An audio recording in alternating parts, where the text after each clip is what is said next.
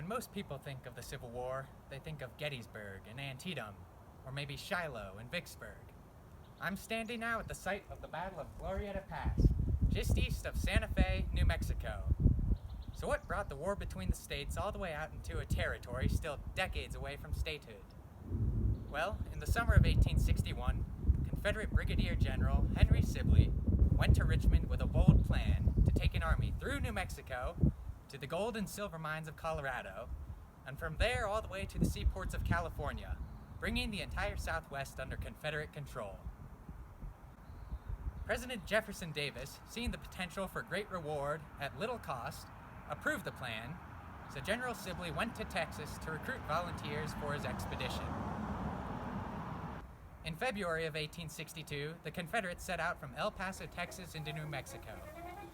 After bypassing Fort Craig at the Battle of Val Verde, the Confederates pushed on to Albuquerque and Santa Fe. From there, a small detachment of about 400 troopers under Major Charles Pyron was sent down the Santa Fe Trail towards Fort Union, a critical federal supply depot. The Santa Fe Trail crosses the Sangre de Cristo Mountains right here at Glorieta Pass.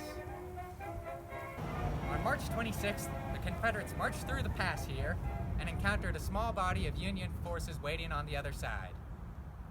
The Union forces under Major John Chivington drove the Confederates back using a series of repeated flanking maneuvers and took several prisoners on the way. The next day, there was no fighting as both sides waited for reinforcements to come up. The Union reinforcements under Colonel John Slough included a volunteer regiment of Colorado miners who were eager to keep the Confederates out of their home state. The next day, March 28th, the Confederates, led by Lieutenant Colonel William Scurry, launched an assault against the main Union forces. There was heavy fighting at the Pigeons Ranch, and the Confederates slowly drove the Union soldiers back. However, while the battle is raging on in the pass right here, about 500 Union soldiers, again under Major Chivington, were marching over the top of Glorieta Mesa, just beyond the trees there, towards the Confederate supply wagons parked a few miles back at Johnson's Ranch.